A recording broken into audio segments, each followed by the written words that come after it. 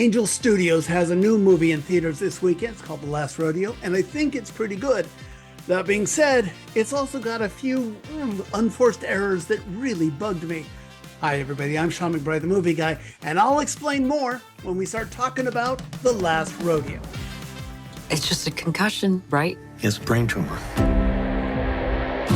Your insurance will only cover roughly 40%. Are you going to be able to pay the difference? It could be $250,000.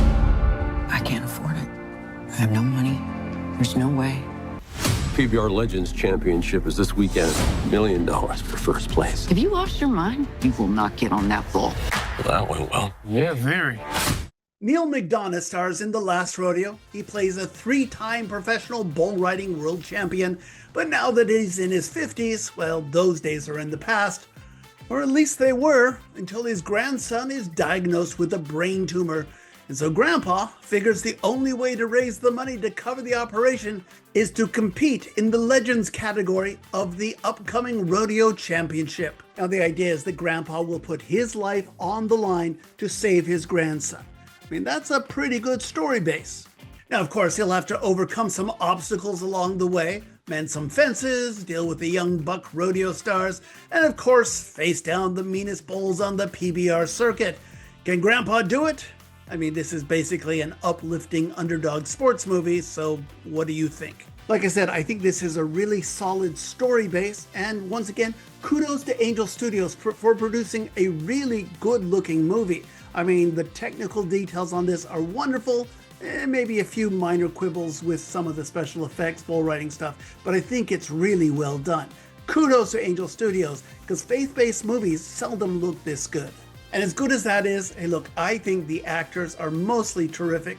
McDonough is very good, and I loved his relationship with his old friend who's played by McKelty Williamson. And playing our hero's daughter and the very worried mama, Sarah Jones gives one of the best performances of a take-no-bull Texas woman ever. I mean, this actress is just channeling a Texas womanhood. Good for you, Sarah Jones. Now, speaking of Texas, look, as much as I love the story, it's obvious that the filmmakers don't know a lick about the Lone Star State. And as somebody living in Texas, some of these details just bugged me. I mean, they make it seem like Edna, just outside of Victoria, is a suburb of Dallas instead of a 5-hour drive away. And at one point, it seems like the ride back home goes through Kilgore. So make that 7.5 hours. I mean, somebody get these guys a map. They just can't pop home to grab some clothes and be back in the morning. And on a similar note, look, I had a few problems with a few of McDonough's character work. Little things like the fact that he doesn't take his hat off when everyone in the stadium is taking a moment of silence to pray for his grandson when he's in the hospital.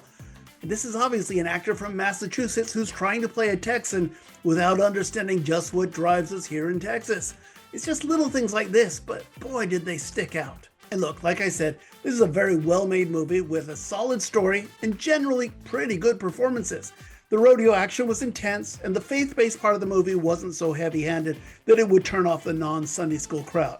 I think this is another winner for Angel Studios. Heck, I actually think this may be the best movie that Angel Studios has done so far. I give The Last Rodeo 3 stars out of 4.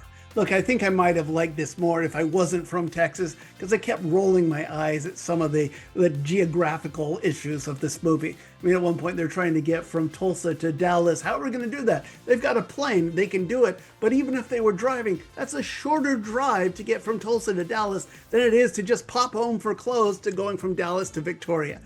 But okay, look, if I wasn't from Texas, if you're not from Texas, these things may not bug you as much as they did me.